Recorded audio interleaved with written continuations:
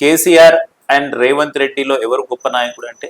అసలు there is no comparison. Revanth Reddy ఒక నాయకుడు అనే. So we can compare the KCR garu with Rahul Gandhi but not with Revanth. With Gandhi family. ప్రజల్లో విశ్వాసం కోల్పోవాలనే కాంగ్రెస్ పార్టీలో రేవంత్ రెడ్డి గారు ఇలా చేస్తున్నారు అనుకోవచ్చు.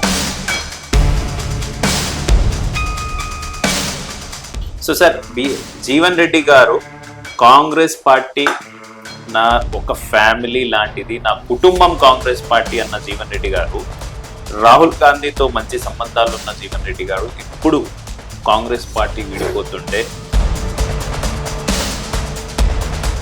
రేవంత్ రెడ్డి గారు తప్పు సంకేతాలు కూడా సెంట్రల్ లో ఉన్న అధిష్టానానికి ఇవ్వచ్చు కదా, అలా ఏమైనా జరిగి ఉండొచ్చా?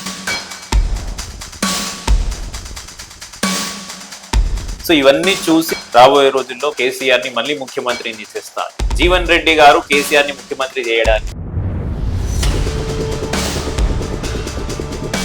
జీవన్ రెడ్డి గారికి కేసీఆర్ గారు ఏమైనా కమిట్మెంట్ ఇచ్చారా అంటే జీవన్ రెడ్డి గారు ఇచ్చే సమాధానం అసలు బేసిక్గా రాజకీయాలలో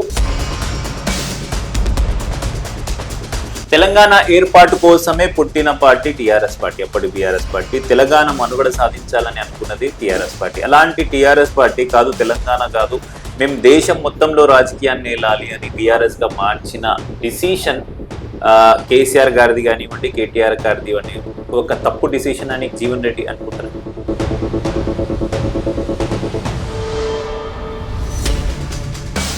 సార్, రేవంత్ రెడ్డి గారి నాయకత్వంలో జీవన్ రెడ్డి గారి లాంటి చాలా మంది సీనియర్ నాయకులు కాంగ్రెస్ పార్టీ వీడి వేరే పార్టీలో చేరబోతున్నారు.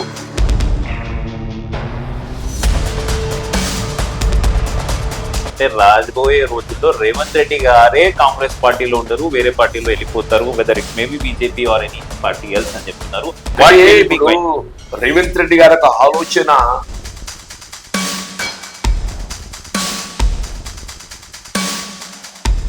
సోనియా గాంధీ బలిదేవత అన్నాడే. ఎందుకు మళ్ళా కాంగ్రెస్ లో చేరిండు? బొడి हमारा बड़ा भाई है, मैं उसका छोटा भाई हूँ. जैसा बोलता वैसा मानना ही पड़ता ना.